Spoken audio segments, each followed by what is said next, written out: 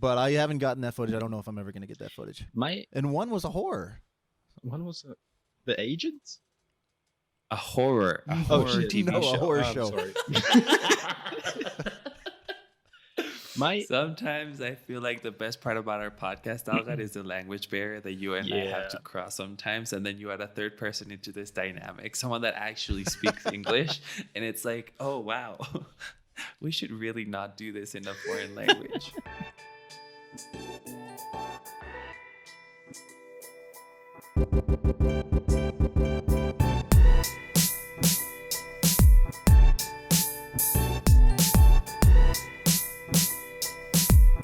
Hello and welcome to Films Fika podcast, the podcast where we talk about films and drink coffee. On today's episode, we're gonna talk a little bit about The Shining, but most importantly, Doctor Sleep. With me today, we have Larry, a fellow friend of the podcast, and Mauricio, a minor friend of the podcast, and of course, me, your king, lord, and savior. Welcome very much.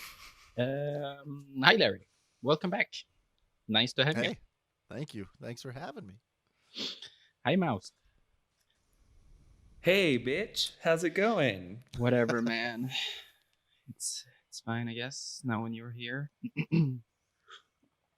I know. I feel like each of us individually would like to start a podcast with Larry separately, where it's like you and him, me and him. I just kind of don't want to see your face anymore. No, I've covered your face on my screen right here. I'm only looking at Larry. So it's nice to have some change for once here on the podcast. Yeah, especially Yes, for October season. I think what's nice is that we have a third person and they enjoy scary movies more than you. And we can actually do this whole American consumerist aspect of Halloween. It's actually super funny you say that because the movie we're discussing, I wouldn't even consider a horror movie. That's totally fair. And I think like a lot of people, especially when it comes to The Shining, think that it's this huge, scary movie that, you know, whatever. When I also don't think it is necessarily that. I think it's a very good, like, descent into madness for sure. Mm-hmm. But I don't know if I would call it, you know, horror. What would you call it, though? Because it's not really a thriller either, is it? I call it oh no, it's going to be a dad joke. Can't do it. Don't want to kill Mao. Never mind. How have you been, Larry? It's been a while since we had you here. You were our first guest. It was lovely. We talked about Sphere. You should check that episode out. It's hilarious, in my opinion, at least. Episode 7, I believe. I think so, yeah. I really, really liked your first double feature podcast with Isabella. Oh, yeah. That was nice. Alga did not enjoy that. It was scary. No? Spooky. Like the watching part or the doing the podcast? The watching. I feel like maybe the watching part for him. I'm glad I saw them though, but I guess every answer is just not my taste. The Shining, different from that, is way more appealing to me, possibly because it's less scary. Well, Doctor Sleep's even more so less scary, so yeah. I'm surprised that's not more up your alley there. Yeah, we'll talk about it later. Have you seen anything interesting recently? What have you guys been up to? Have I seen? I didn't actually watch your TENET episode yet. What? I just want to know. Thumbs up, thumbs down, sideways. Oh, what was that? Thumbs up for me. Sideways. Okay. Sideways. Yeah. And I'm down on TENET. Oh yeah. So. Oh shit. I saw TENET 3 times. 3 times. And I fucking hate it more every time I watch it. Dude. So I'm gonna wait till it comes out on 4K and then put myself through that again. Why would you keep watching it if it's becoming a hate relationship? Yeah, how many chances are you gonna give it? Okay, well, I give okay. Here's the way I view things. I know you can't really see the movie collection. Like you guys actually could see it more than this camera I'm recording on can, but. Say if there's a movie that I do not like, I will give it a few years, a few months, and see where if I've changed, if my personality has changed, if I see things differently now. Because I think it took me 8 views to enjoy Fight Club, and when I finally did enjoy Fight Club, I was super depressed, thinking about killing myself, and then I was like, oh. This thing fucking speaks to me now. Now that I'm at this point in my life. And now I can go back and watch Fight Club and appreciate it for what it is. But before then, I was just like, what the fuck is this? It was not for me. But like, I don't want to really get into Tenet because I feel like I could go on for half an hour with the shit that bothers me about it. Fair enough. But yeah, so working at a movie theater, I know that, sorry, people listening that go to the movies, they're a bunch of inconsiderate idiots, especially in pandemic time. Every seat is supposed to be selected. You're supposed to sit in those designated seats. A lot of people don't. A lot of people like to move. Oh, well, there's nobody here. I'm the only one. I can move wherever I want. No, because you bought that seat. Nobody's in there to check on you, so we only clean the seat that you're in. All of a sudden, I see garbage in other rows. And I think, now I got to clean all these seats? We're understaffed. There's only one of us. I got to clean every theater. I don't have time to do this, and the washrooms, and the lobby. That's how understaffed. I got to do the job of like 5 other people. So just people are inconsiderate, not thinking about it, and I get it. It's fine. You know, you're out of the house, you want to relax, but fuck you. So I didn't want to go to the theater to see it. So I downloaded a cam of Tenet, watched the cam, didn't like the cam. I assumed maybe it's because it's a cam. Maybe I didn't like it because it's a cam. And then I went to the drive-in 2 days later. And I was like, oh, no. I just really don't like this movie. Okay, cool. I gave it 3 more weeks. And then a friend of mine, Venus, you guys know Venus. Yeah. She hadn't seen it. So we went to IMAX. I was like, okay, it's been out for like 2 months here, maybe almost 3. Yeah. So I was like, okay, I can probably take a risk here. So we went to go see it on IMAX.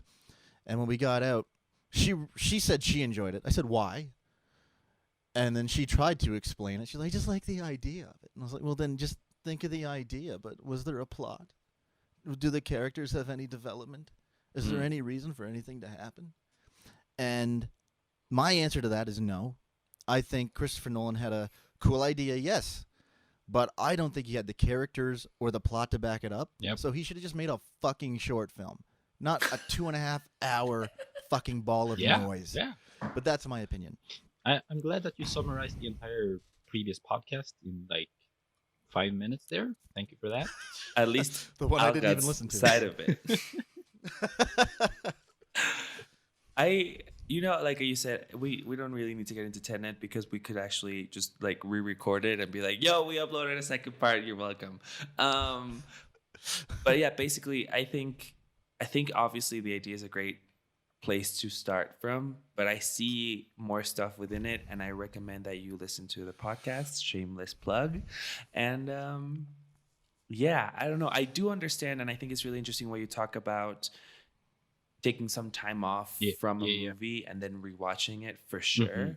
To be completely honest, I feel like, for example, the other way around, Fight Club, the first time I saw it, I was like, okay, this is dope.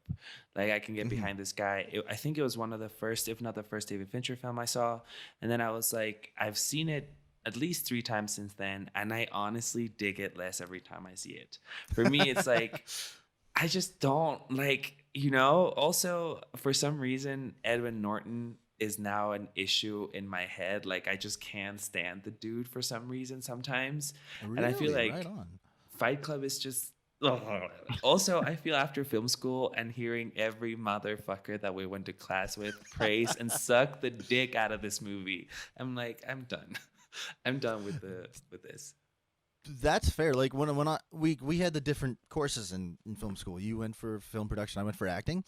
And when I got there, like the only person I could really talk about films with at this point in my life was my sister and my uncle. Yeah. So I thought, oh man, when I get to film school, I'm going to be able to talk to all these people about movies. It's going to be great. So I get there. Not one of these fucking actors had watched a movie from like 2005 down. I was like, what the fuck what are we doing here? What is going on? I get it. Because for me, honestly, it was the other way around. I had no one to talk to about film before school. And then when I got to school, I found this motherfucker. Somehow managed to survive a relationship with him for, past school. What a bliss. And, but I will say this, though. It is interesting to see how many people do go into film school and don't necessarily have the whole persona of like, oh, I'm a film buff or I am a person who, like for a lot of them, it's like a casual viewing situation. And to me, it's like, how do you go from that to wanting to learn how to make film And then, you start listening to these people and it's like, oh, you think this is a cash grab? That's cute. They could see, because maybe that is the whole point of it, because like I just go in with because of the passion, I guess. Like I've been collecting movies since I was 8 years old. I've been watching movies since I was 3. So I don't know. It's just like it's a passion thing. I love it. So like when hearing people try to get into the business that don't necessarily love it, it throws me for a loop. But that's just because what I'm used to. I agree, and I think that's really the way to go about it, or at least that's what gets me going, believing that if you have the passion, you're actually able to sustain and manage. Of course, there's always going to be like the Weinsteins out there that are only in it for the money, presumably, and less about the craft, the art. But as long as you have the passion and stick with it, then I think you're going to be a more satisfied soul, if anything. But I do have to give you kudos for rewatching movies like a year after or so. I did that with Watchmen, the movie, and Which version did you watch? I haven't do you change up versions, or you do watch the same I've one? only seen the theatrical cut as of now, but I do want to give another shot on the director's cut. I assume that's the best one, in your opinion. Personally, there's 3 cuts: there's theatrical, director's, and ultimate cut. Yeah. I'd say go with the directors if you can, because the ultimate cut, basically, did you read the book? Oh no, I want to though. In the book, there is a comic within the comic. Yeah. Called Tales of the Black Freighter, and the ultimate cut just works that in. But I don't think it works narratively with the film that much. So yeah, I'd say watch the director's cut if you can. And I feel like this opens up an interesting conversation that you and I have touched upon before, Alcott. I don't remember if outside or inside of the podcast, but when it comes to movies that have theatrical cuts, that have director cuts, that if you go with Watchmen or Apocalypse Now, they even have a 3rd or even 4th cut afterwards. Blade Runner's got 5. Yeah, exactly. Which might be 7 or 8 actually, now that I think of it. Because the thing is, like, there's people who think about it and they say that the theatrical cut is mostly the ultimate viewing experience, solely because of the fact that that's the movie that people got in theaters. That's the movie that got all of the green lights from all the different people. But I feel like how we managed to see it is that, sometimes there are policies. Yeah. Policies? There's bureaucracy bullshit that happens to get in the way between a filmmaker and their ultimate vision for the movie. The one that I've heard about the most is obviously Blade Runner, and how Ridley Scott had to like change the ending of that thing so many different times, mostly because he was also kind of unhappy with it, from what I understand. Like, he couldn't settle on one. Is that correct, Larry? I don't know all that much about the Blade Runner differences, why they were there. Personally, my favorite version of Blade Runner is the one that a lot of people don't like. I do like the one with the inner monologue. Really? Just because it seemed more film noir to me, and it seemed like it wanted to be more film noir, and then people didn't like that one nearly as much. So basically, I think only the theatrical and the international cut had that, and then the rest, I believe, don't have that. But I could be totally wrong. Right. I watched 5 of them in a day once, just to see which one I liked the most, and it was the one with the inner monologue. This is why we love you. There is actually there's a Shining connection to Blade Runner. Did you know that? Yeah. Oh, you mean the footage that Stanley Kubrick the footage, managed? Yes. Yeah, you can tell Alcott because he has a very confused look on his face. Okay. So, for the ending, the studio wanted it to be more like dreamlike, I think. Like, don't quote me on it. It's been a while since I read this or even heard Ridley Scott talk about it. So this is just hearsay from like years ago. But if I recall correctly, the studio wanted like a more ambiguous dreamlike ending, or a happy ending even. A happy ending, correct, yeah. Yeah. And so Ridley Scott called up Kubrick and said, "Do you have any footage I can use?" And so he said, "Yeah." And then he sent him, it was like 18 reels or something. My numbers could be way off here. But he sent him a bunch of reels of footage of the opening shot of The Shining. And obviously he just said, "Don't use any footage that's in my movie, and you're good." So he got it to work, and he said, Stanley, there's just one issue. Like, it looks beautiful, but there's this fucking yellow Volvo in every one of these shots. What am I supposed to do with it? And he goes, well, how did you shoot it? And he goes, I shot it on scope. And he goes, oh, I shot it flat, so it should work out. And he was right. You don't see the car. Yeah. That's cool. For me, the craziest part about that story is that Ridley Scott could just call up Stanley Kubrick and be like, yo, do you have any extra film, bro? Like, hit me up with it. I know. Well, I'm having trouble just getting some of my footage, so it's crazy to think that. That's insane. Like, from projects you've been on? So both TV shows I've been on, I can't get any footage of. I don't know if we want this out there or not, but it's your podcast. Do what you want to do. I messaged my agent and said, "Hey, how do I get this footage from these shows?" And she said, "Oh, well, I can't do it, but you can like contact the head of the studio." I was like, "That seems a little unprofessional." Yeah. But okay, give me that information. So they give me the information. I email the head of the studio. I hear nothing back. I'm like, this kind of makes sense. They're probably like, who is this fucking guy? And then she says, well, you can probably get it on this website. You can request it on this website. And anyway, I'm looking for a new agent. Yeah, for sure. Yeah, but I haven't gotten that footage. I don't know if I'm ever going to get that footage. And one was a horror. One was The Agent? A horror. A horror TV show. A horror show. Sorry. Sometimes I feel like the best part about our podcast, Algad, is the language barrier that you and I have to cross sometimes, and then you add a third person into this dynamic, someone that actually speaks English, and it's like, oh wow, we should really not do this in a foreign language. Well, we can do it in Mexican if you prefer, but we both know how that would end. My issue with director cuts, etc., editor cuts and stuff is that you have to be really paying attention if you want to get it, because it's either going to come out way later just for a specific time, in the case of Blade Runner and such, and grab it for like, that short period of time. You have to buy the physical copy. Of course, you can probably find most of them online if you torrent it and stuff, but it's just a hassle.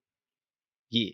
But since everybody is talking about director's cut all the time, it's not like you're going to be able to go to the theater and have a theoretical experience watching the director's cut, just because it's kind of upsetting to me. Actually, last January, I went and saw all extended cuts of Lord of the Rings back to back to back. Yeah, that's dope. Oh, no breaks? That's awesome. But the thing is, like... Well, like, people came in for like 10 minutes to clean the theater, and then you went back. Intermission. Because the thing is...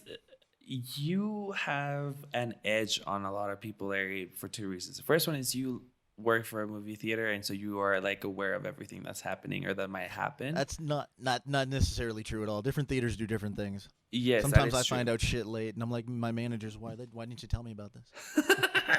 But then again, I feel like the biggest thing when it comes to all of this is Toronto is a place where people actually like put up different cuts and put different types of movies in theaters. That is very nice. That's a big benefit of moving here.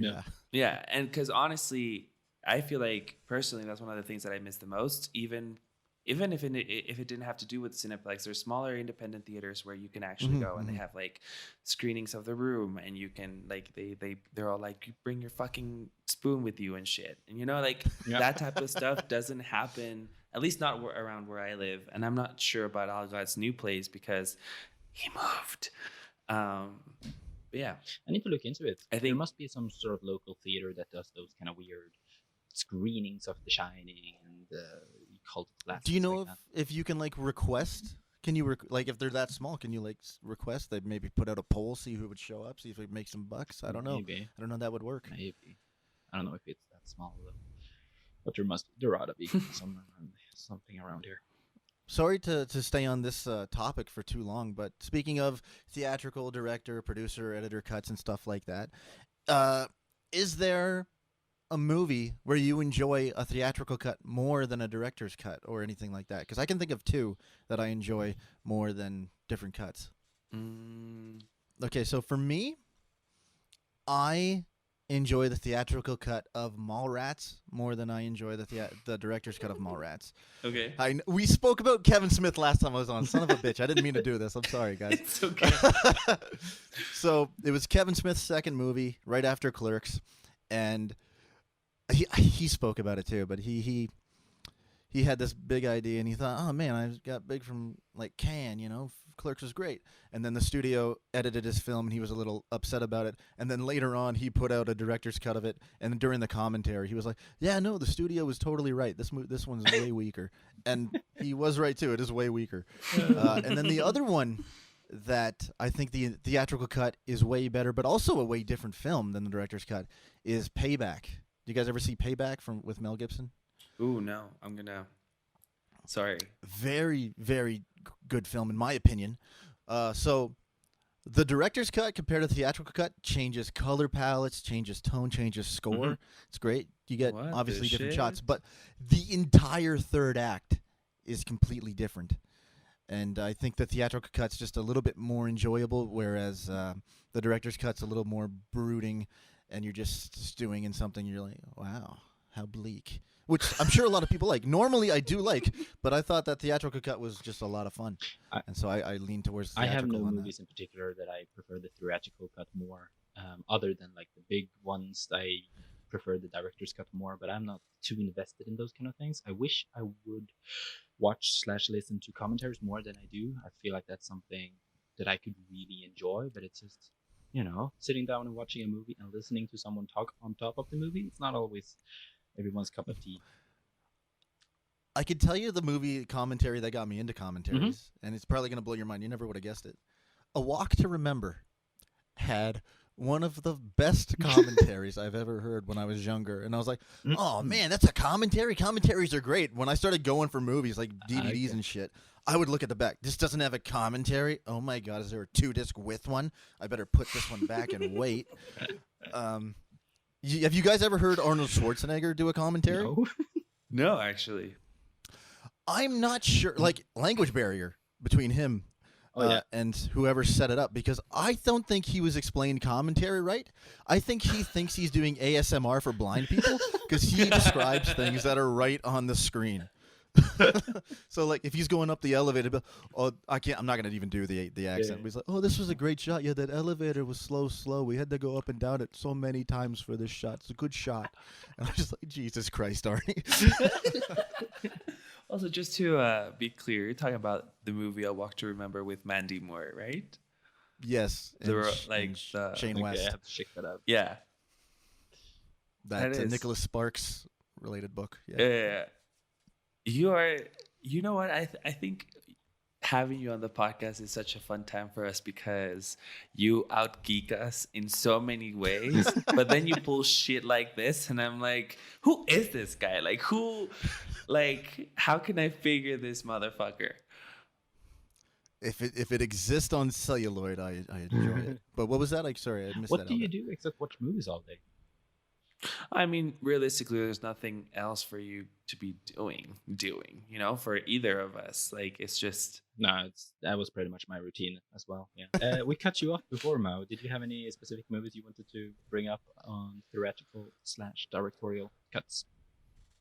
Well, the thing is, like, if we're being honest, I personally find it not necessarily hard. For me, it's not necessarily appealing to go out and find these director cuts. Also, since I live in Mexico, distribution of movies is ass. Yeah. It's ass. So for me, a lot of the times, I don't get to hear about these things up until, like, it's been a couple of years. And it's like, oh, there was a movie edition that came out in the US and you could have bought it and it had all 3 discs. Right now, because of 4K and the fact that, you know, not a lot of people are investing in 4K here in Mexico as a country. And, you know, the good and evil that comes with Amazon being a thing, I can get some of those through Amazon, and that's how I got the Dr. Sleep cut. But I've never really sat down and watched a director's cut that I'm like blown away by. I will say this though, I saw Dr. Sleep, I saw the director's cut because Larry suggested that we see that one. And I enjoyed it a lot more as someone who also read the book and someone who kind of really enjoys the iteration of these characters that came up, but we'll talk about that further more. Also, when it comes to like extended editions and all that shit, I know people are going to be pissed. But for example, I don't care about the Lord of the Ring extended editions. For me, it's like I could have just watched the normal one, gone on with my day. But I understand how for someone who's really into the characters and who's really into this world, they want to spend more time with it. I totally get that. That's awesome that they exist. I have a weird thing about the extended cuts of Lord of the Rings that doesn't make any sense. So when they first came out, the first movie put me to sleep. Yeah. The second movie almost put me to sleep. The third movie I stayed totally awake for, and I'm talking theatrical cuts. When I watched the extended cuts, I was awake the entire time, and even I couldn't understand. I was like, why am I more awake now with like an hour more footage in each movie? Yep. This doesn't make any sense to me. And I still don't know why, because I never went back to theatrical. And let me say that again. I never went back to the theatrical. Yeah, that's English. Yeah. Alrighty. With all of that said, even though I would love to keep on talking about everything and anything, especially I think, Larry, even though you might not believe it, I think it'd be really interesting for us to have you back at some point, and we can talk a little bit about how it is to be an actor, like dealing with an agent, dealing with the audition process, if it totally destroys your self-esteem, your self-worth, you want to kind of kill yourself for a second, all the good stuff that comes with it. Yeah, definitely got stories. Yeah.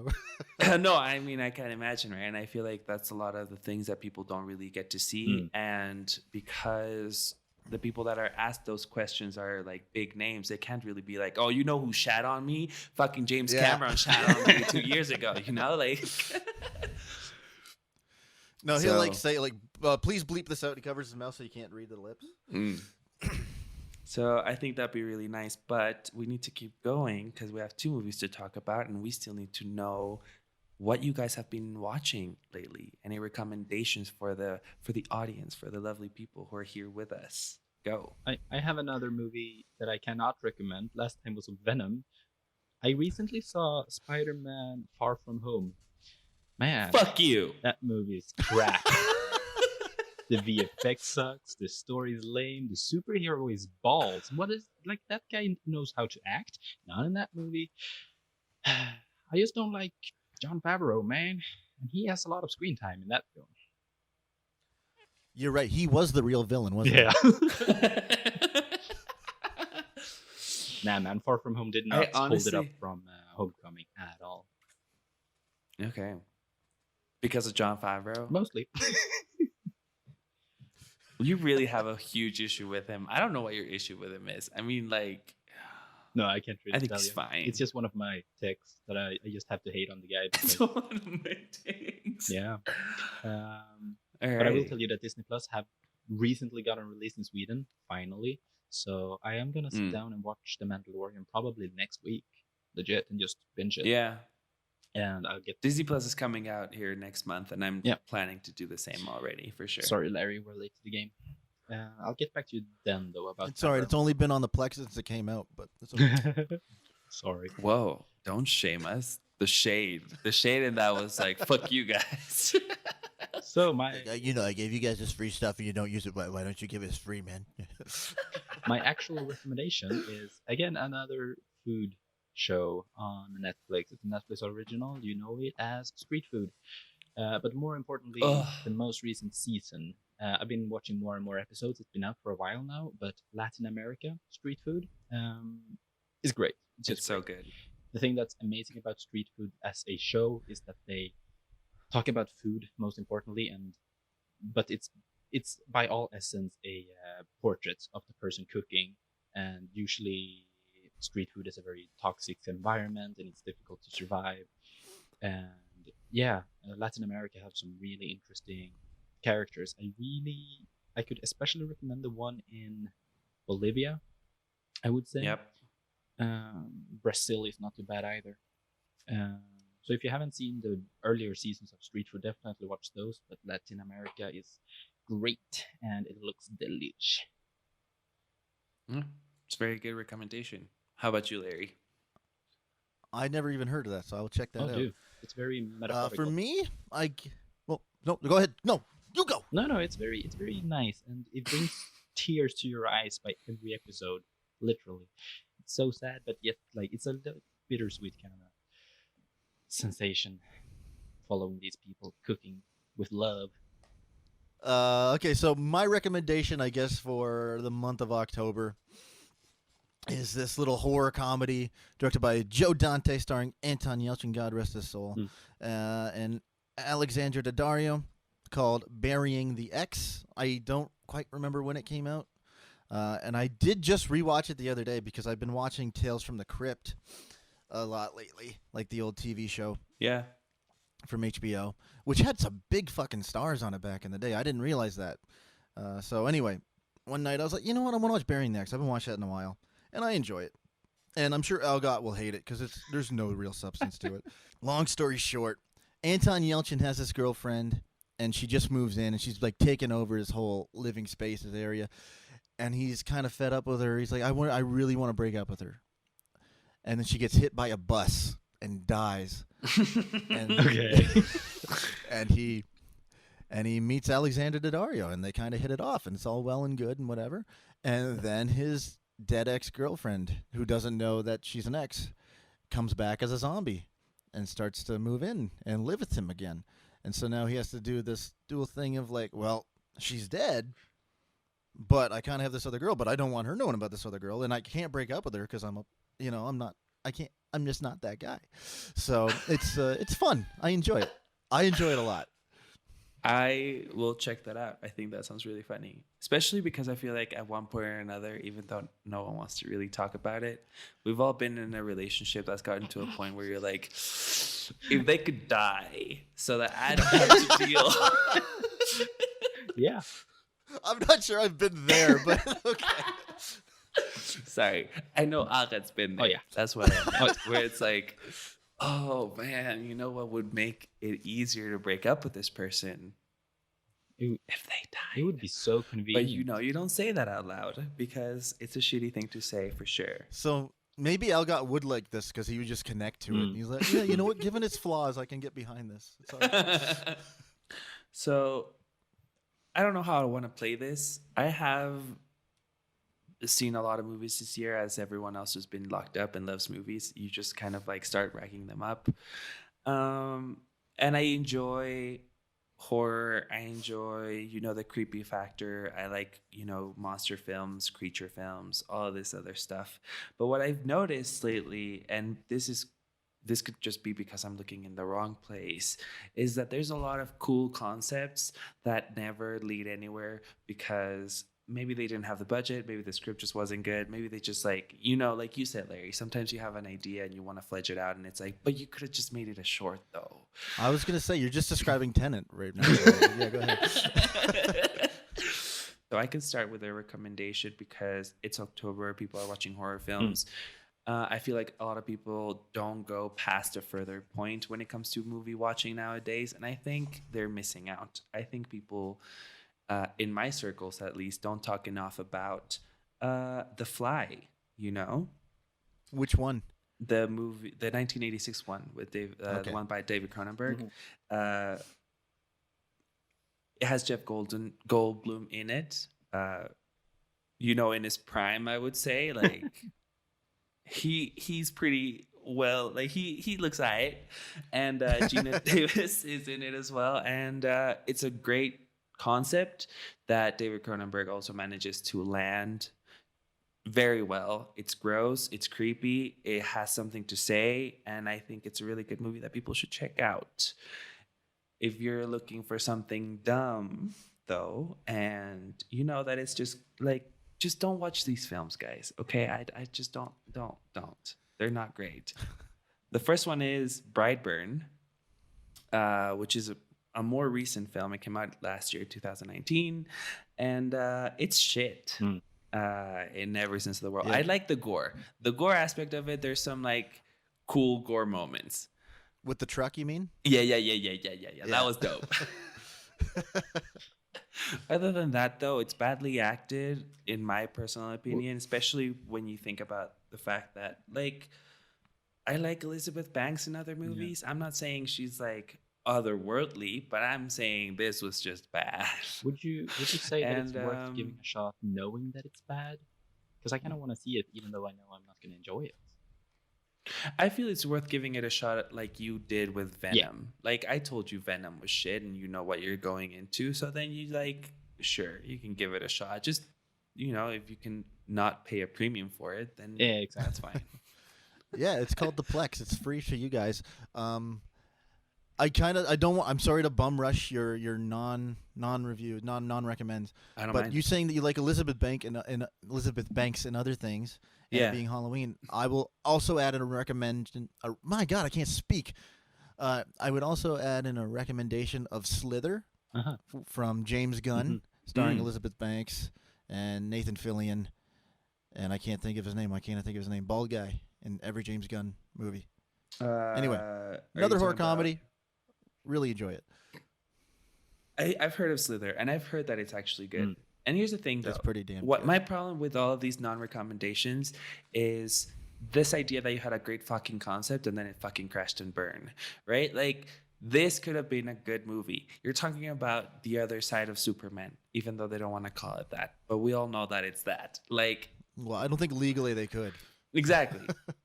So, but I think it was worth a shot, and then for some reason they stuck to every cliche in the book. They gave it a very flat execution. The cinematography is not interesting. Like, there's nothing to it other than the fact that it had a cool concept, and that pisses me off. Can I say what really, really bothered me about Brightburn? For sure. I know, Algot, you haven't seen it, No. right? But though you can spoil it if you want. Okay. Now, I'm not going to spoil it, but just for the scare factor, I know you don't like scary things. Every fucking scare is the same. Yes. Kid shows up. You look at the kid. Kid's gone. Boom. There he is again. That's it. Every fucking time. Every time. I'm not even fucking with you. Watch it. Count it. It's like 6 times. And that's it. Mm-hmm. Go ahead. I agree. I can imagine. agree. It's just, no. And then the other one is 47 Meters Down, Uncaged, which I believe, and I did not know this at the time, but I believe this is the second film in a series. It sure is. Okay. Holy shit. Here's my problem with this movie. Right? I'm okay with the concept. I'm okay with, because here's the thing. I give a pass for creature movies. All right? I saw Crawl, the one with the crocodiles in Florida. Not gonna lie, I really dig that movie. Is it great? I liked that too. Probably not. But like it sucks you in. You're in this thing with them, and you're like, all right, that crocodile looks menacing as shit. I'm okay with all of this happening. Menacing as shit and CG. Yes, yes. Yeah. If you're gonna make a movie about sharks killing people, you need to make sure that your shark doesn't look out of a PlayStation 2 game, okay? Because it is fucking unbelievable how bad these sharks look. Like, there was not even one shot where they came out and I was like, oh, damn. Like, that makes that, fuck. No, it's just, no. Why? Put your effort into what matters. What mattered, it's not the story, which is obviously cliche. It's not the characters, which are obviously cliche. But if your shark is not convincing, bitch, I'm not gonna like your movie. I came here for one thing, right? I wanted sharks eating people. I wanted a menacing shark, like, surrounding these girls, whatever. And I wanted to feel that. And all I felt was the need to giggle every time that thing came out of the fucking, wherever it came from. What if somebody digitally put like Harvey Weinstein on that, and then that Exactly. Do you think that'd be more menacing or less? I don't know. Honestly, at least it would be topical. At least it would have something to say. Anyway, so those are my 2 non-recommendations, and my recommendation is The Fly. The Fly is actually a really good film. Yeah. It came out in the 80s, and it still holds up. Everything about it freaks me the fuck out. And, Jeff Goldblum in his sexiest, I would say. That and Jurassic Park, probably. Anyways, with that out of the way, we can jump right into this week's double feature.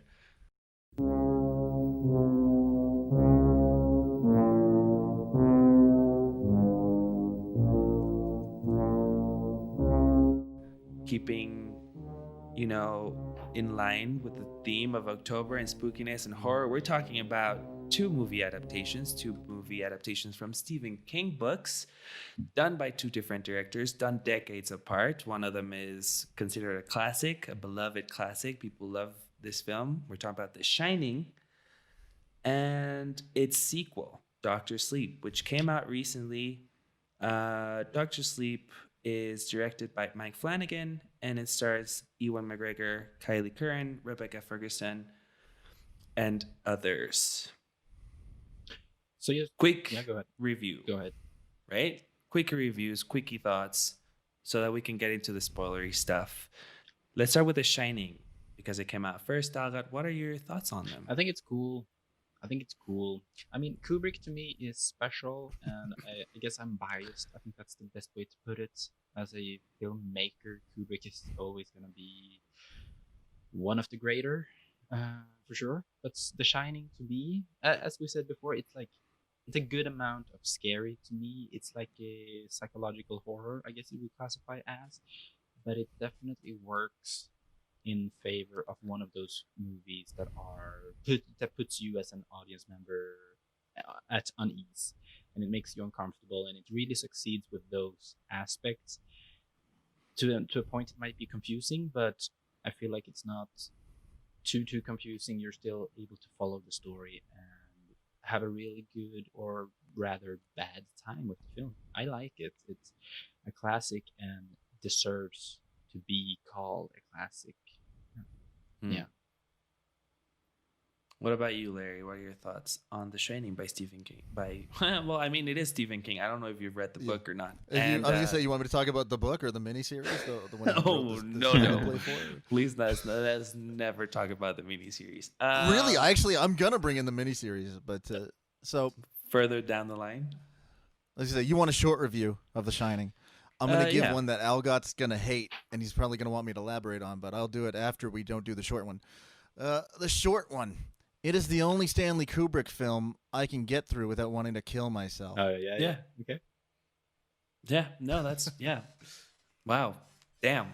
That is, and this is an interesting thing about having you as a guest, because you think as an actor. So for a lot of the things, you might see things differently. And for you, it's like, all right, man, like, we get it. The Shining revolutionized Steadicam filming. Mm-hmm. Good. But other than that, what do I take from it, right? Well, I guess that kind of gets into the book thing. You know, like Jack Torrance was more... like he descended into madness. He was a normal man who eventually the Overlook Hotel fed away on him so much that it broke down his psyche, and he lost it. Whereas in the movie, I feel like the direction or whatever was just to be like, hey, Jack, yeah, just go, Jack. Just be loose. Like, there is no character development really.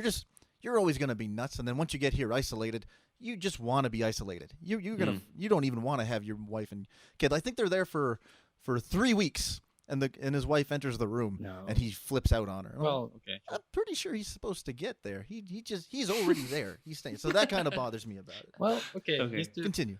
Have my word in this. I feel like Jack is not supposed to be the main character, and he's just adding to the tension that is.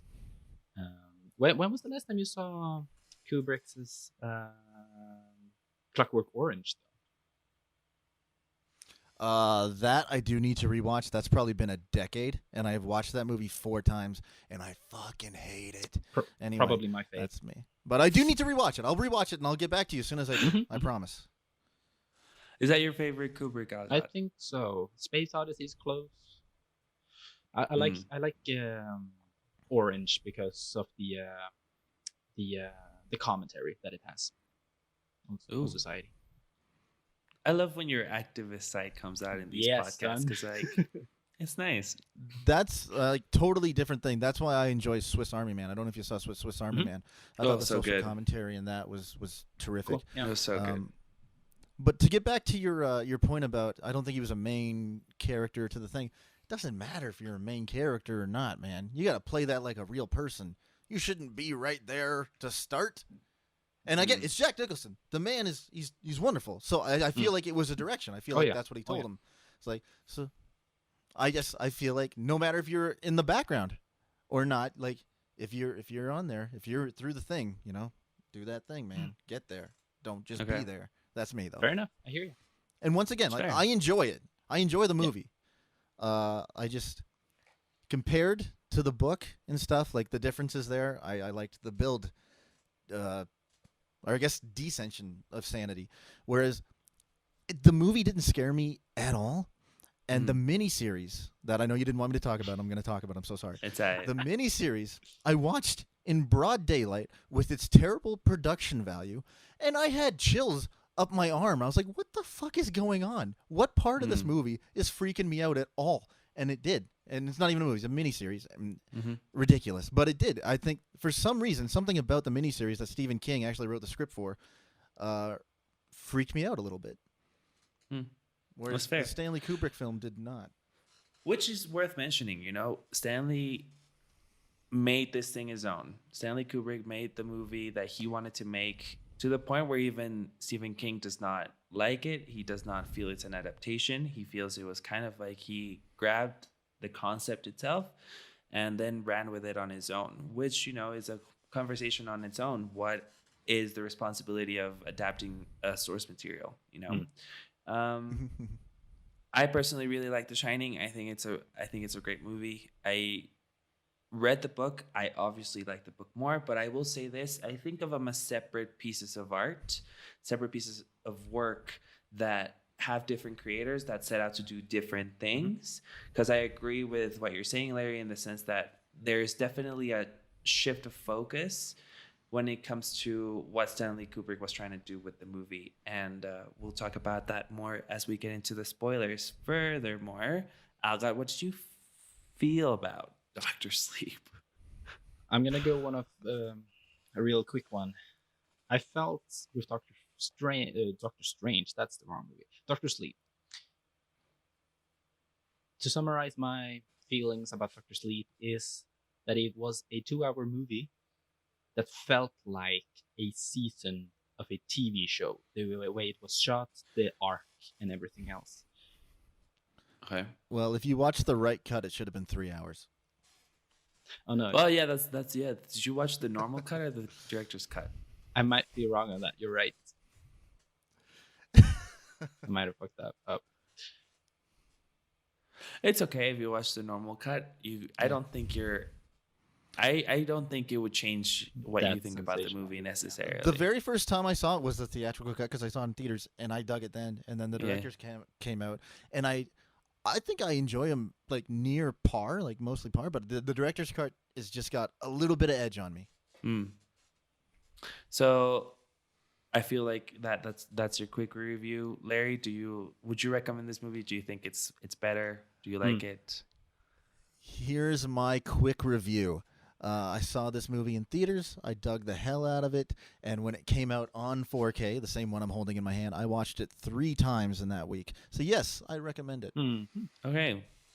For me, I really like Dr. Sleep. I feel like it has to do with the fact that I also enjoyed the book when it came out, because I feel like a lot of people that don't like the movie is because they didn't necessarily like the book either.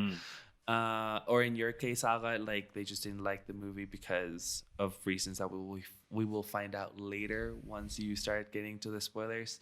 I honestly think that Mike Flanagan did a fucking hell of a job, man, because it's not easy going up against one of cinema's greats, because that's what a lot of people had in mind when this movie was announced. This is a sequel to The Shining by Stanley Kubrick, which I think puts Mike Flanagan in a weird position because he was adapting the sequel to the book. Yeah. He was not trying to follow up Stanley Kubrick's work, and yet also needed to reference it, Alrighty, so with that, guys, this is your official spoiler warning for both movies. I recommend that you check out both of them. I think they both have something to offer for different types of people, and they're great spooky watches for the month of October. And let's get into the spoilers about I feel like we've talked about enough about The Shining. There's really nothing that the three of us could add to the laurels of love that this movie has. Well, I'll add one thing. Yeah. The ending of the movie where Jack Torrance freezes, totally different than the book, which is great. I know you want to make your adaptation, you want to change it. So in the original one, Jack Torrance sacrifices himself, burns down the hotel, goes to the boiler room and all that. And then in the movie, he just freezes. He just goes out in the cold and he's like, I don't need to go back in. I'm Jack Nicholson. And then he freezes, you know. So when we get to the ending of the Dr. Sleep movie, I think you're going to see why I enjoy that a lot. Mm-hmm. Okay. Yeah, for sure. I feel when it comes to The Shining, every positive thing that me and Aga could say has been said before, and probably by better people and in better words. It's a movie that did a lot for cinema technicality wise. It's a movie that a lot of people think is, kind of like a must watch for horror movies and movie fans in that sense. I think, you hear all the stories from Stanley Kubrick on set and how he was an asshole and all of these other things that make the movie what it is. It has a cult following, it has a normal following, and it has like so many things that put expectations on it. And I feel like also that goes against it, because some people might go into it thinking it's like the best movie ever, and it's just a movie. But our main focus on this episode is Dr. Sleep, mostly because it's new. It just came out. There's more of like a conversation to be had, I feel like, between the three of us, and we'll keep referencing The Shining as it comes up, but the main focus of this will be Dr. Sleep. Here's the thing about Dr. Sleep. I feel like even when it comes to the book, it's a sequel that nobody really asked for, and yet a lot of people did ask for it. Like I feel like a lot of people made peace with the fact that The Shining was over.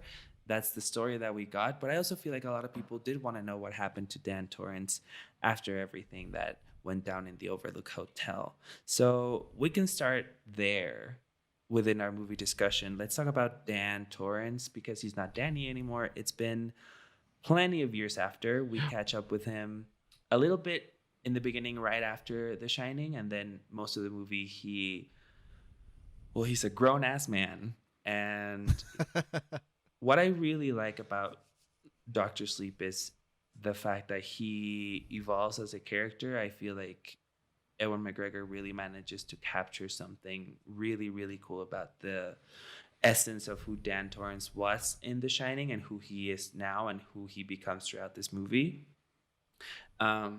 Because, living through what happens in The Shining, that shit changes you. That shit sticks with you, especially because of the fact that these things cling to him and like manage to seek him out and find him again. I feel like, a lot of us would be alcoholics and drug addicts and kind of like a shitty person at the beginning of the film, and I feel like it's an interesting change to see this thing where he needs to not only redeem himself, but in Dick Halloran's words, he must pay his debt.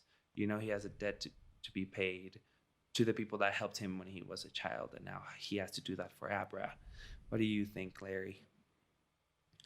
Well, to bring the whole thing back to like nobody asked for this and people did ask for this, the whole reason why he wrote the book, Stephen King, was because at a book signing somebody asked him if there was any character that you could go back and revisit, who would it be? And he sat with that, and he thought Danny Torrance, because he was a kid. And now what would he be doing now, all these years later, to have that stress? And every Stephen King story is connected. He basically had his own Marvel universe long before the cinematic one happened. I was going to say before the Marvel universe, but the comics have been around forever, so never mind that. And Stephen King, being Stephen King, like the guy writes 1,000-page books. He's just got stories on end. Yep. He took the opportunity to not only expand on this character, but to bring in all these other characters and just tell a fully original story on top of it. But the fact that the kid was so messed up because he had the shine. He always had the shine when he was younger. It was a powerful, like Halloran noticed it immediately, and the hotel, like the building itself, has a shine. So it's not just people; it's objects too that have a shine. So the hotel fed on that in the first one, and he had to live with that. The hotel's still haunting him as a child, so he has to live with that, and the fact that he can sense all these things because of his shine, that the only way to drown it out, to be a normal person, is to get drunk and just subdue it that way. I think was a great call because it also brings him back to his father, who was an alcoholic. So I enjoy all the parallels and everything. And so far in the movie, I'm like, yes, I'm in. I get it. I'm with you. You know. So that's where I am at the beginning of the film. Like, Stephen King is a great writer. I have not personally read any of his books because I'm not a reader. I guess if I would pick a book up ever in the near future, it would possibly be a Stephen King book, because he's is, as you say, very good at not necessarily world building, but having a whacked mind enough to be able to come up with such a thing as a shine and such. What I feel like in the movie here, and of course I know nothing about the book, so I don't know if it's directly taken from the book or not, but of course we are familiar with the shine in Danny's sense, where he can, for example, communicate with other people with a similar strength and shine, if I'm understanding that correctly, and they're able to communicate enough. But then you have these bad guys, this gang of trailer trash people that are running around and sucking the soul out of people like Death Eaters. I'm simplifying it, but simply, I found it kind of cheap. I think that they're bringing an element of shine into it, where they're just simply running around and eating up other people with the shine, if I understand that correctly. I didn't really feel like that was such an importance or add anything to the world of the shine with the entire evil that is with these people. Yeah, go ahead. So I think maybe that's because, like you said, you haven't read any Stephen King. I don't know how much into Stephen King you are, but like what I said with the Dark Tower, that's a lot of the villain's things. Like, the villain there needed to take the shine from the children to take down the tower. Also, think of something like It. Those kids all have a shine, and that's the only reason they can beat Pennywise. And he kind of wants to take them and their shine. So a lot of them, like I said, is very much connected. So I believe I did not read Dr. Sleep, the book, but I have a friend that did read Dr. Sleep, the book, and I believe that they were in the book. I don't think that was created for the movie. No, yeah, 100%. And they are part of the book. And I feel like, I think what's really interesting for me when it comes to Stephen King is how he approaches childhood and this idea that children are, innocent and pure. And it's not that it's something revolutionary, but what I like is that when it comes to him, he sees it as something worth saving, as something that is powerful, that's something that can change the world, this whole thing that comes with being a child. Obviously, in Dr. Sleep, we see that there's also adults who have a shine, but we also see that, life jades this aspect of them, and it taints it and it makes it sour. And I feel it, I'm not saying it's like a revolutionary concept or that it's some new idea, but I feel like it is probably one of the most accessible ways that people can come across this idea of, like, hey, maybe you need to be able to save some of that childhood aspect from your life, like, not because you've grown up and not because shit has happened to you, does that mean that you can't try and save a little bit of that for your day-to-day encounters with other people? Well, I think this is one of the cool things about this, especially with Stephen King, is a lot of the times, like, there are kids in the stories and their parents are just assholes and diabolical and, like, abuse them and stuff. Whereas this one, every adult here is a pretty decent human being, and you don't really get that too much in Stephen King stories. Whereas, like, at the beginning, Violet, who gets taken and gets her shine taken out of her, her parents, even though they left her alone for 2 minutes, the second these people are ready to leave, they notice she's gone. It's not like they just neglect her, like, oh, well, let's leave our kid. Fuck that. They didn't want it to begin with. And Abra's parents, they clearly love her.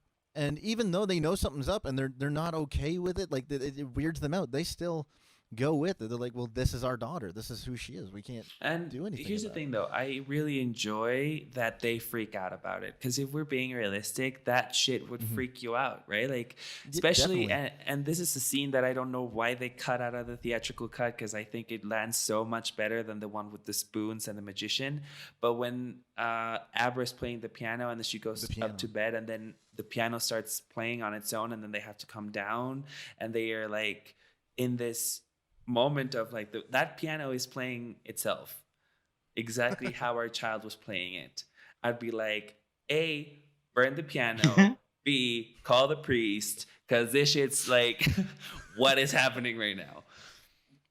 So I agree. I think it's really cool to see that these parents are not just like wacky or a caricature or evil or any of that. It's just like they are normal people who have a child who, you know, is a little bit funky, you know, it's a little bit wacky, and they deal with it in their own way and not necessarily like, oh, she's crazy or something.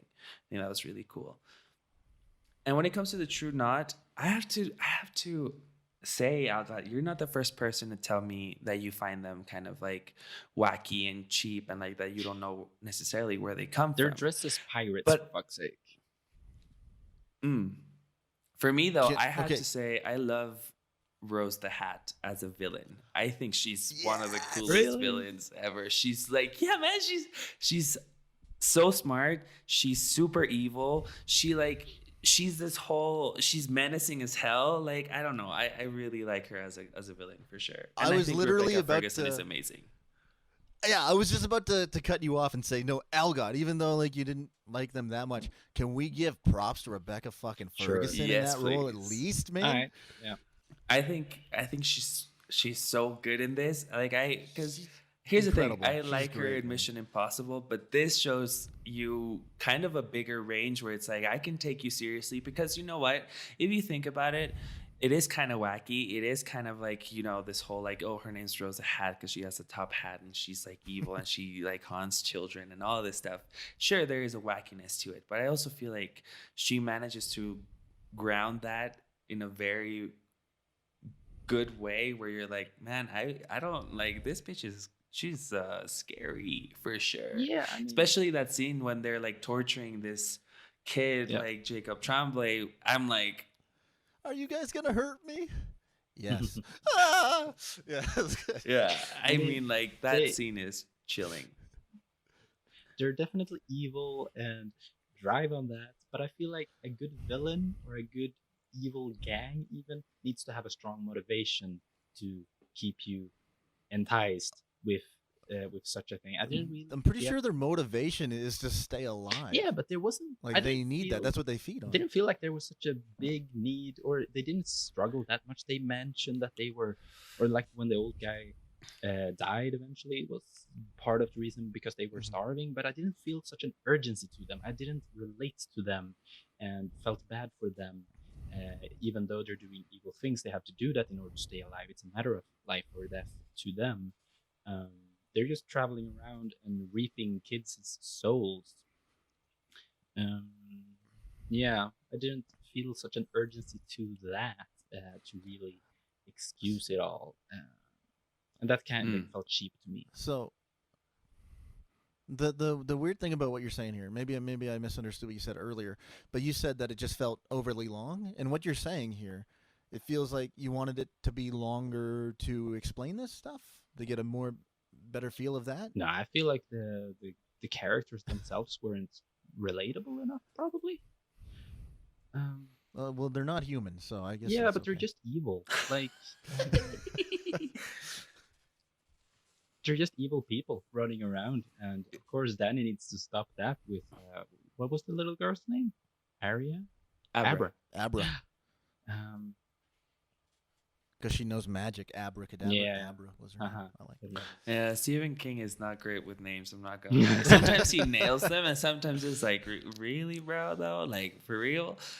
I will say this about the True Knot as like a group of evil characters. And I think maybe I'm going to start talking out of my ass pretty soon. But I feel the thing with, let's call them fantasy, horror, this type of genre is that you don't necessarily need to have a villain like, I don't know, the only one that comes to mind right now is the Joker, where, you know, for some reason you manage to see this dude and like, you know, I feel when it comes to this type of stuff, it's way more about, especially with Stephen King, at least in my opinion, it's way more about the good and evil aspect of it. Like, same thing with Pennywise in it. You never really have a drive behind him other than the fact that he's like the source of all evil, you know? Like, Sure. I feel I understand where you're coming from, and I think it's really interesting to hear you talk about, you know, the depth behind a villain. But I also feel like you might be barking up the wrong tree when you come looking for that in a Stephen King film. I feel like with him, it's way more about the bigger fight between good and evil, the bigger fight between losing your innocence and not becoming an asshole. Like, I feel it's way more about that than like, oh, you know, I'm an evil person who needs to have a background story, you know? What I really liked about Doctor Sleep, especially the movie, because with the book, it was just kind of like I mean, maybe I would need to reread it again, but the book was kind of not very memorable to me. But what I like about the film is how it expands on this universe, let's call it, about The Shining and how there's more people with it and the abilities that come with it. I think also in terms of movie making, because this is a filmmaking podcast as well, I really dig the things that they do with the camera and how it moves and how it, you know, goes from one place to the next, especially when they're all three of them, Abra, Rose, and Danny, use their shine to communicate or to like astral project to somewhere else. I think those are really, really cool. I agree with that. I do. Yet, since we're on the topic of like production value or the production aspect of movie making, I felt like it was. You felt it was too good? I felt like it was kind of lame. Like with the CGI, it was kind of meh. In the case which part in particular? Like in the case of The Shining, Stephen King version. No, sorry, Kubrick version. You don't have any VFX necessarily. He's just playing with cuts and transitions and things like that to build an unease. I never felt that unease with this. In particular, there was like the VFX is cool, but I'm not sure if I would say that it holds up when Abra goes into Rose's mind with the library sequence and such, and then all of a sudden Rose flips over and flies all the way up. That didn't sit too right with me. That's where I totally disagree with you. Maybe I thought that was maybe fucking cool. Maybe in the sky, but that whole sequence, that whole scene is just that shit. Oh my god, man, it gets me. I enjoy the fuck out of that, especially when she's in the grocery store and they're looking in the glass. She's looking through the window, but she's looking into the milk carton thing. That's pretty cool. Oh man, that's so good. And then the hand comes from behind. Oh no, I love that whole sequence. And then the hand stuck in the drawer and it comes back. She degloves. Oh man, and their feet are stuck to the floor. She can't lift it. Oh man, Abra's just fucking with her. I love all that. My point though would be actually that Kubrick has established a lot of things filmmaking wise. That I understand that this guy wants to make his own take on this entire saga or story, that is. But I would have liked seeing a stronger connection to Kubrick's established way of filmmaking with a stronger sense of music, like a more obvious score, or not obvious, but like in your face type of score. I wouldn't mind seeing that in Doctor Sleep, for example, editing especially. And to further my point, the flashback sequences are lame. They're not doing it for me. Okay. You take this one now, because I disagree with everything this man has said right now. So. I like it. Here, I will say this. A couple of things. First of all, I like the connections that are there to The Shining, character-wise and filmmaking-wise. I will say the part where I disagree, like, it's not that I disagree. I'm on the fence with, okay? Because I understand that there's so many things behind filmmaking, and I know why there was a need to remake the sequences that, like these flashback sequences. I understand why. Because of looks, because of everything that comes with making a sequel. But the thing is, like, I am too attached, even though at the first time that I saw The Shining, I thought, what's her name? Shelley Duvall was annoying as hell. Oh. The more that I see it, the more that I see kind of like the hard work that she put into that performance. And so then to fall in love with that performance after not liking it the first one, and then going to this movie and having this chick who I don't know, which I will give her credit though, the way that I don't know if they were actually using audio from The Shining or if it was her own work, her own voice. It's all new stuff. Honestly, props to her because she manages to capture the tone of voice and the cadence of Shelley Duvall in The Shining in a way that I was like, dude, honestly, that takes work. Yeah, yeah. Like, congratulations. It But still, tight. I don't know how I feel about them remaking these scenes. But I understand they had to, because they have to tell the story that comes after that when Danny's still a child. And that would have been a weirder, like, how the fuck do we, like, we don't want to pull up Princess Leia in Rogue One and like digitally put their faces into this thing, you know? So it's like it's 30 years later, and the title doesn't say The Shining, Dr. Sleep. So, you know, if for people that go in this not knowing what it is, you'd be like, oh shit. Yeah. Oh shit. But also, in that spectrum, sorry to totally cut you off, Mal, if you weren't done. No, I was done. Okay. When you were talking about, I wish I had like more music cues and stuff.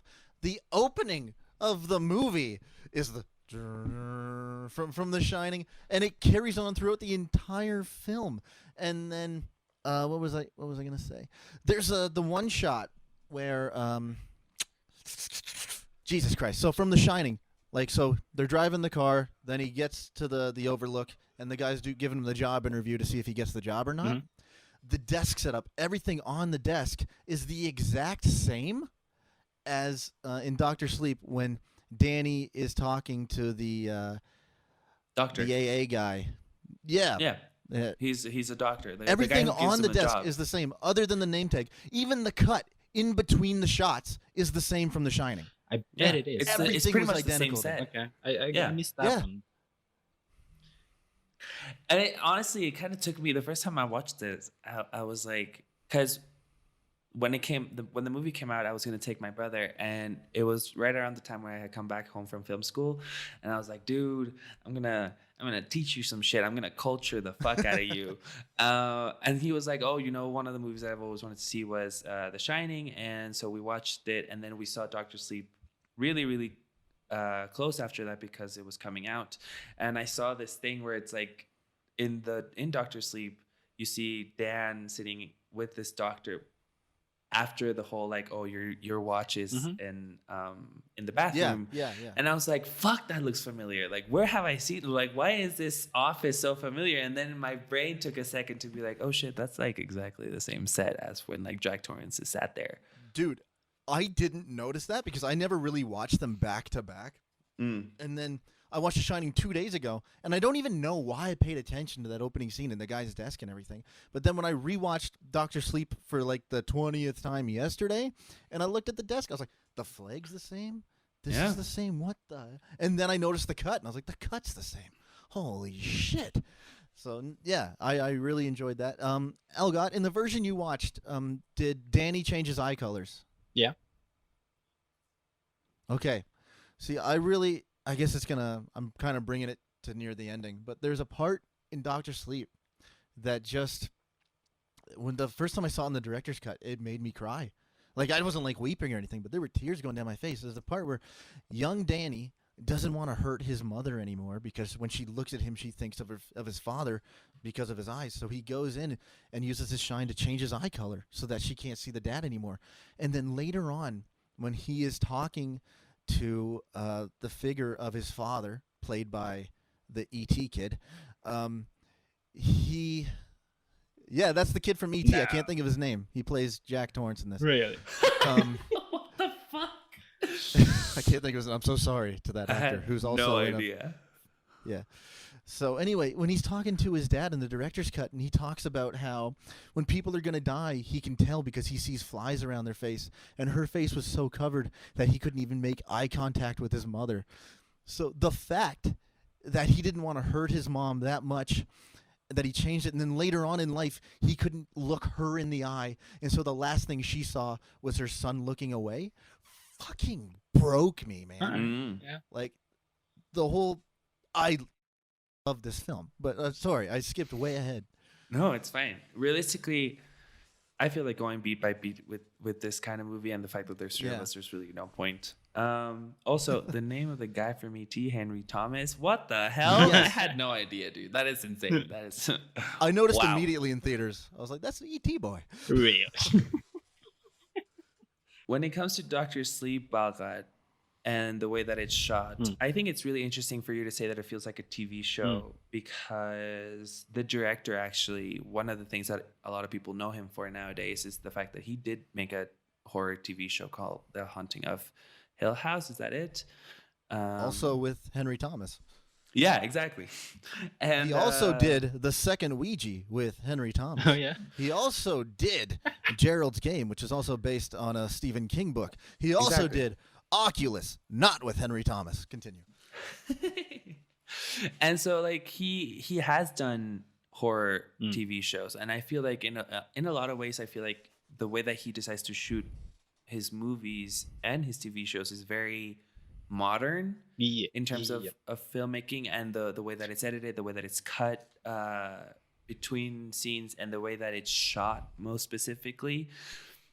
And I think that's where the interesting contrast comes from when he when he remakes these shots from The Shining, especially obviously the opening, well, not the opening scene, but the one where Danny's going around the hotel on his tricycle, which I still feel like That's cool. Fucking amazing. Yeah, I still love that shot every time I see it. I think it mostly comes back to the fact that he wants to have his own voice. You don't want to, like, if you're going to do a sequel to something that it was done by one of the greatest filmmakers in terms of film history for a lot of people, I feel like the worst mistake that you could do is try and emulate him past the small flashbacks and references that you need to have in your own movie. I feel like he had to completely turn away from that so that he could tell his own story and kind of, focus on these new characters and try and, do something with it that was worth remembering. I don't know if it was because I kind of expected more of a homage to the original film. I really did enjoy the Shining sequence in Ready Player One, though. That to me was kind of really nice. But yes, Dr. Sleep as a movie isn't really cinematic necessarily. It's not very filmic in a sense. So it makes sense that knowing from where he comes from, and whatever you said is definitely an excuse enough. But I feel like the way the movie is constructed, from like the beats and the pacing, maybe even like going from you have different stories of Danny and Abra, and then you go over to the knots. What are they called? Yeah, the true knot. True knots, and it's just like group A, group B, group A, group B, and then there's some sort of climax. It could literally be 3 episodes into a movie. So I felt like the creation of the film was kind of like weird to me, especially coming from The Shining, which is very cinematic in that sense. And it's also I think the biggest thing about The Shining is that it's so isolated and it's captured within this one space, and it's created, and it's the whole idea of the movie is that it's one setting, and that you don't move from there, and how that affects the psyche. So I can see how from there to Dr. Sleep, where you not only have location changes, but there's so many time jumps, and there's like multiple storylines going on at the same time. I can see how it might feel a little bit jolting for you. Yeah. I will say this though, in terms of things that I don't like about this film, I don't like, and I'm so sorry to her as an actress, because I don't mean to say that she's a bad actress or anything. I just don't like the character of Snakebite Andy. I think she's very campy. I feel her acting is kind of like for a different kind of film. She feels more 80s scare fest to me than She's what everyone. In, The Babysitter. Yeah, The Babysitter in the sequel, Killer Queen, I think it is. Yeah, something like which that. is more. You think it's more her style that way? Yeah, More I feel like that's like she didn't necessarily switch genres, and she kind of stayed in that campiness, and it's just like. The one thing that I really liked about that character was like initially she's using her shine for good. She's hurting sexual predators. Oh yeah, and then for eventually they offer her this life, this youthful existence for a long time, and then she automatically just what's the word I'm looking for? They manipulate and they trick her, and now she uses her shine to get innocence. I like the juxtaposition of the character. Oh, I think that is actually a really good point. And realistically, I think it comes down to the fact that she thought she was going to live forever. And I think that's one of the most interesting aspects of her character is that she buys into this whole thing because in her mind, she's like, I'm settled for life. Mm-hmm. And even when she finds out that they can die, she's like, wait, what the fuck? I thought I traded my life, or I traded everything that was quote unquote who I was to live forever. And now it's not that. But Rose was totally honest with her. She never did say live forever. She said, eat well, live long. And she said literally, you're 15 now, and then maybe in 100 years, like 17. She literally says that. So yeah, this woman just had this idea of, oh my God. She must have been thinking in her head forever while she's saying all this stuff. And she's like, in one ear, out the other, while she's thinking all the stuff she can do within her life. Pretty much, yeah. I do feel like the Knot gang is definitely the thing that I can conclude, the thing I disagreed the most with this film. Like, I understand that it would deviate from the book quite a lot, but if I would do changes to this film, I would probably take Rose, possibly the Crow, if that's his name, and just develop those characters. Crow Daddy. Develop those more, make us more interested in them, and the rest of the gang just is not that interesting to me. And it could be more of I can see that. I agree with that. Fight yeah, for sure. 2 versus 2 instead of like they just show up and kill all of them. That's kind of strange, isn't it? Mm-hmm. I will talk about really quickly about something that I really enjoy about this film and how it relates to The Shining. And I think Larry already touched on it a little bit. And it's kind of like the character of Dan and how we really get to explore this addiction side to him and how he's been dealing with things after the Overlook, and how, you know, after everything that happens, he tries to be something different than his dad, but at the same time, because he has to deal with all of the shine and all of the things that come with it, he ends up, and he says it in the film, being his dad and knowing him through this struggle that they both shared. And I feel like what happens with that is that it, in some way for me, redeems what you don't like about the movie adaptation of The Shining, Larry, which is this whole aspect of Jack Torrance as a human being, as a character, and not this like cartoon, crazy, evil bastard that sometimes comes off in the film of The Shining, where it's like, no, he was a dude that he was actually struggling with a lot of things. And I feel like, you know, if we want to romanticize it a little bit, I feel The Shining for Kubrick was a lot about what it feels to be blocked as an artist, and how this creative barrier that you can come across, and you're like stuck in this place where you're like, you know, I don't know about you guys because I don't know your creative processes necessarily, but sometimes when I'm writing, it feels like I am going a little bit insane, and I start talking to myself and I start like throwing things around, and I'm like, how the fuck do I solve this thing that I've written myself into, you know? And I can only imagine what the struggle could be with that when it comes to you also being an addict, or in this case, an alcoholic. And I feel what Mike Flanagan manages to do is something that I don't see happen very often. And I saw it with Algat when we saw Blade Runner 2049, and how Denis managed to make that film his own without losing everything that came from Ridley Scott in the first movie. Yeah. So I think I just think it was a nice follow-up in that sense. And I do, just to give some positive notes on this movie, I do really enjoy Danny as a character. Abra is cool with her character development, um, but I do really enjoy the sequence with Danny as he enters back in the hotel. Everything but the flashbacks I find really nice when you like reconnect the dots between him and his relationship to his father, most especially, but even also this place that is the hotel, and even more so once we get everything explained of these. Would you call them coffins in the maze or whatever those would be?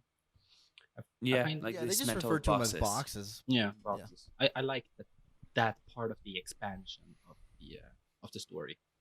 It's really cool and works very well.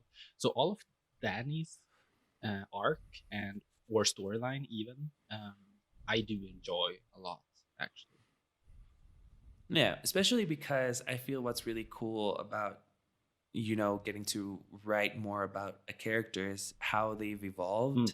And I feel like that part where Abra shows up and he, like, from the get-go, he's defensive. He's like, like, you're a teenage girl, I'm a grown-ass man, people, like, this is not okay for us to be randomly meeting in the street. But how he doesn't jump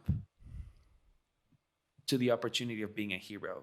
In his mind, it's never like, oh yeah, like I am, I'm powerful, I lived through this, I am the one to mentor you and protect you. He's like, honestly, girl, like, if you could fuck off from my life, because I'm kind of doing really well right now, and I don't want to get involved with this at all. I thought that was and also really good don't shine, just don't do it. I try not to do it, and it's been working for me. Don't do it anymore. Like, to bring back to the beginning, it's not just alcoholism that he was into. He was just in a self-destructive nature because he didn't want to feel. Like the part where he's in the bar and he's breaking that dude's head in with the ball, the billiard ball. I think at some point he was expecting either that guy to get up and beat the fuck out of him so he wouldn't have to be there. But then later on, he ends up with this single mom and they end up doing cocaine. And then she overdoses right there in front of him, and she's asleep on the bed, and he wakes up the next morning, puke all down there. The kid wakes up. He just sets the kid there, doesn't do anything, takes the money out of her wallet because she took all his money probably to buy the cocaine, and Dick shows up in his mind, oh, don't do that, Doc, being his voice of reason. And then later on, the ghost of her and her dead child show up because nobody came to find them. And so that baby starved to death while the mom OD'd right there. Like, that guilt that he must be feeling is also dragging him to not feel. No matter what he does. He doesn't want to feel the shining, and now he's got these ghosts from these bad decisions he has made. Like I said, I love everything about this movie. I don't think there was a bad choice. So how did you feel about the pacing there, Elgot? You said you weren't a fan of the pacing? The pacing is fine. It's just very reminiscent of a TV show to me. You would probably be able to edit this into 3 episodes, I feel like. And honestly, the way that the director cut is handled, I can totally see that because the director cut is even split into chapters. And I feel that it reflects what you're trying to say about it feeling like a TV show. And I feel like realistically, because of the time jumps and because of the character development that happens throughout the film, it can definitely feel that way, especially nowadays when we're used to these like hour-long episodes that fit very nicely into a 5-episode season. For sure, I can totally see that being a thing. So it's solely the way that it's shot, the composition, the lighting and everything, but the editing, more importantly, like the production aspect of the movie is something that I disagree with. Most of the things, everything else, I don't have that big of an issue with. It's just the way that the movie is structured that doesn't sit very well with me because I'm looking for a cinematic experience. It could very well be me having the wrong idea of what I was going into, and I will make sure, for your sake, Larry, I'll do anything for you, but I'll definitely make sure to watch the director's cut. Get back to you on that if that wins any credit in my book or not. Well, I tell you what, if you do watch it, I'll watch it with you. I'll watch it with you today. I don't give a shit. I watched it yesterday. I'll watch it again. Yeah. I think what's really what goes to show what you're talking about, Algot, is that Kubrick, for all of the things that he did right, I would never call him a character director. I don't think his movies are character pieces. I think he was always more about an idea, a concept that he followed through with. And I think the contrast with this movie is that it is so character driven, especially because we're going through Dan's actual like journey, opposed to the fact that, like you said, Jack Torrance might not even be the main character of the movie The Shining, because you don't really feel this protagonist idea coming through from him, especially because at the end, you know, he becomes one with the hotel, you know, and that sense of like, what's it called? Agency, is that what it's called? When like a character makes its own decisions and all of this, like things that we learn a main character should do go out of the window. He stops being an active protagonist. So I understand where Larry's gripes come from in terms of Kubrick's film. There definitely might be something in that, because I usually don't enjoy character-driven movies as much as concept movies, etc. But it is ironic to me, though, Larry, that you like Doctor Sleep so much and dislike The Shining so much, considering they're so intertwined. I don't dislike The Shining so much. All right. Like I said, it's the only Kubrick film I can stomach. So I Savage. do enjoy it. Like, I'm sorry. I'll give them a shot again. 2001, I just gave a shot to a few months ago, so that one's going to be a while. But I do feel like The anyone Shining. who watches 2001 is like, all right, I've seen it. Now I need like 5 years to recuperate from whatever I just sat through. I went and saw the remaster on film at IMAX at the Cinesphere. Nice. I was like, okay, I'm going to go see this right. And even then, I was just like, Come on, dude. wow, what a 30-minute kaleidoscope thing that really helps me get into this. This is perfect. But we're not talking about that damn movie, okay? The poetry, the filmmaking. Do you know how they made that fucking Stargate scene? Yeah.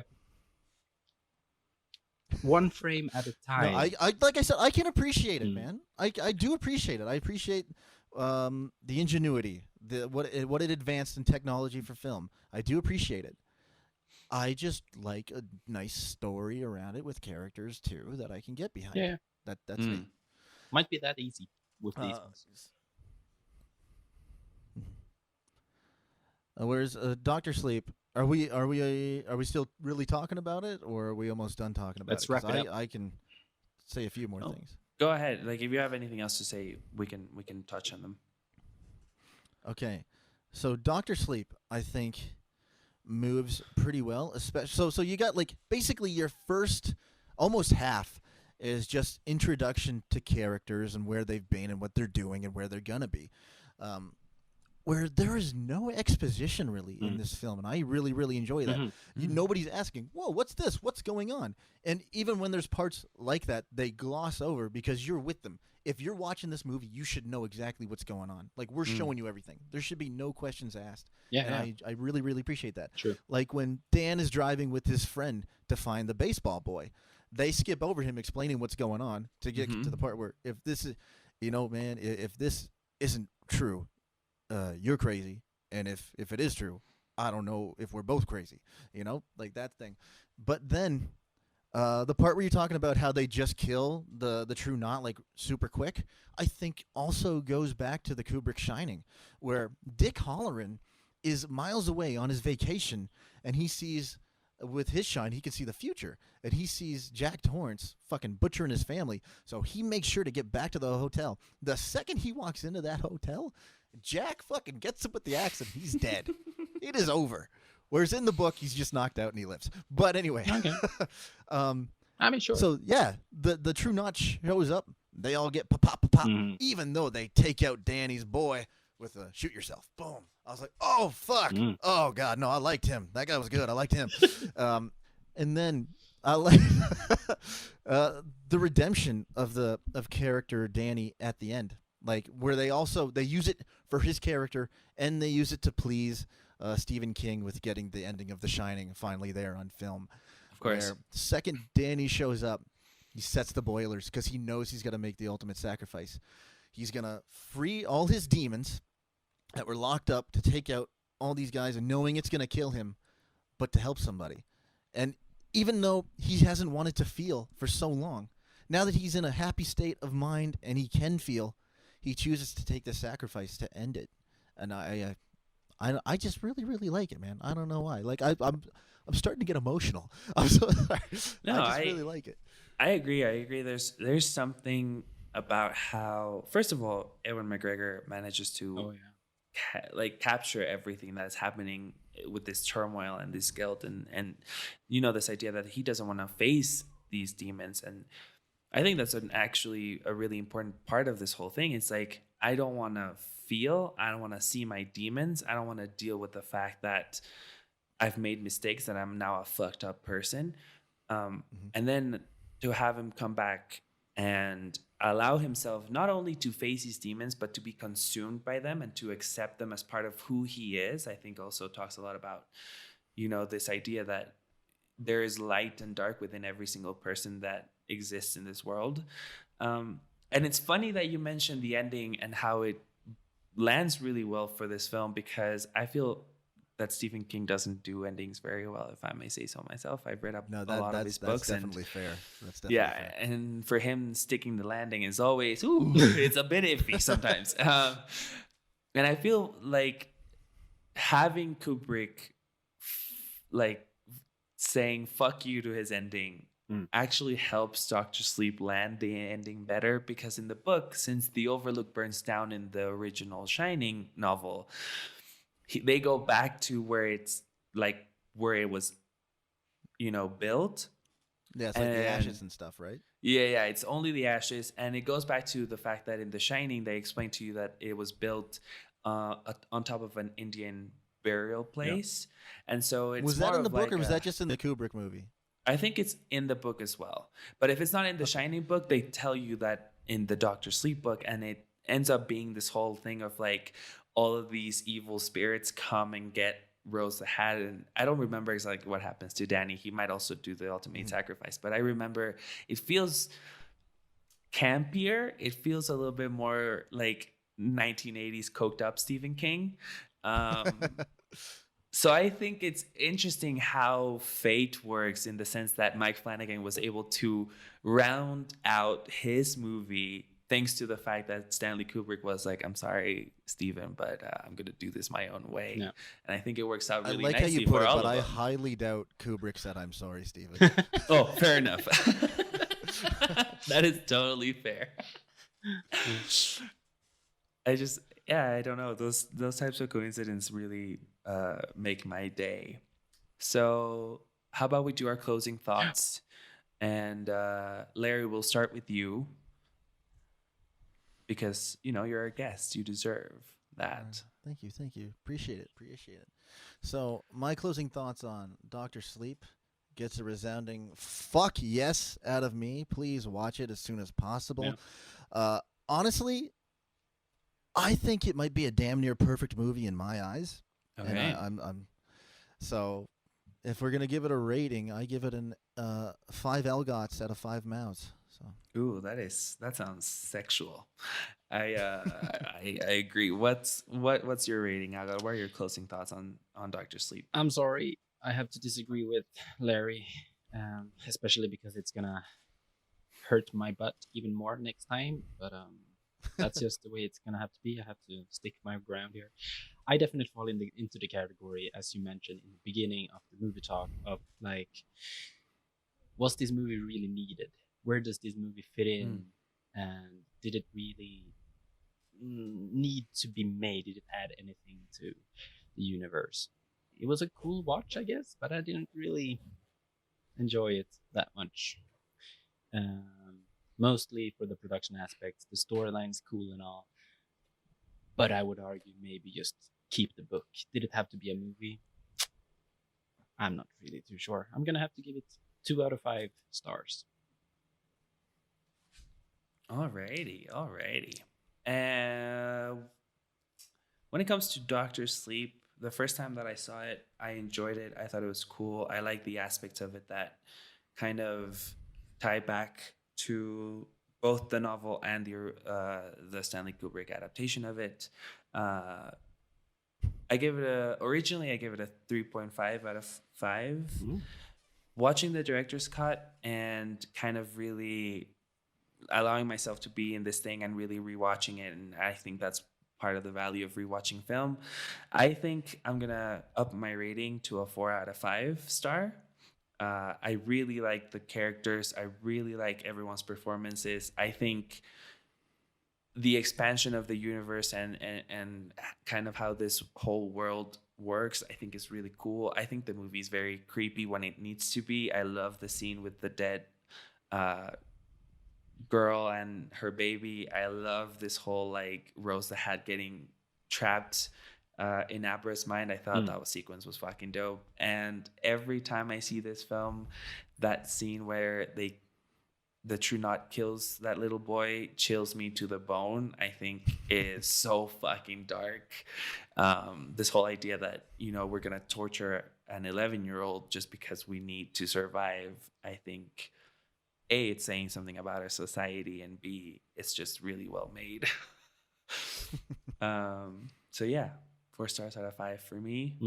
And Algot, how about you do the outro for us now? Real quick before that, I'm sorry, Mao. How cool is it that the Sphere is supposedly going to be a TV show, considering I was like, I would love to see a sequel of Sphere. I don't know that word. Right? Yeah, I think Mao sent me that, I think, a few weeks later. And this is amazing. I really need to find me that new agent and get on that fucking Sphere. Yeah. Dude, honestly, I'm ready, man. Yeah. I'm fucking ready. Let's do it. Anyway, Anyway, before you guys do your outro, I'll say thank.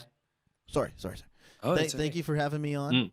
I love you boys. We'll do this again. We should do stuff other than podcast too, because this feels like the only time I see you now. We need to figure something. It's been a weird thing, yeah. Man, no, it has been fun, Larry, having you back. I think Agar and I never had a doubt that you would be back. I think our listeners like having you on. And for those of you wondering, Larry was on a previous episode on the movie Sphere. Honestly, really dope movie. You should check it out, and then check out the episode because we need the views.